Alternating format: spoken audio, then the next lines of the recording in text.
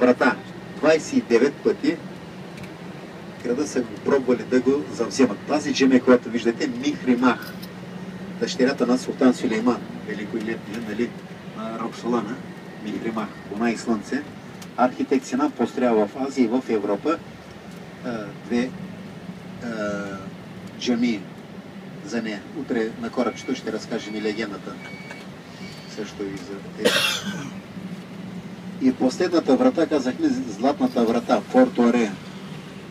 29 пъти араби, авари, българи, руснаци искат да залуват този град. Но се отдава само на двама. Един път, по времето на четвъртия кръстоносен поход, предводителя на четвъртия кръстоносен поход е бил един младеж.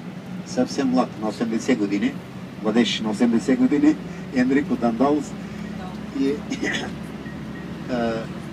57 години града е бил под влиянието на тогава на кръстоносите. 1204 до 1261 година.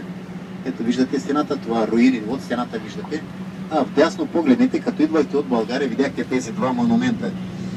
Първият, който е направен от Вежди Рашидов. Там е погребан 8-я президент на Турция. Вежди Рашидов, да. Знаете, нали кой е?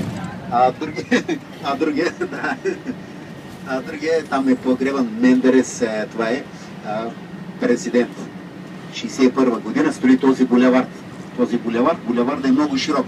61 година преди час, нали, минава един автомобил, сега се не стига. 4 платна има в едната посока, 4 в другата и тогава 61 година го обесват. Викат, харчиш парите на държавата на празно, направи се такъв път, а човека е виждал 50 години напред по-нататък и 61 година го обесват и там двамата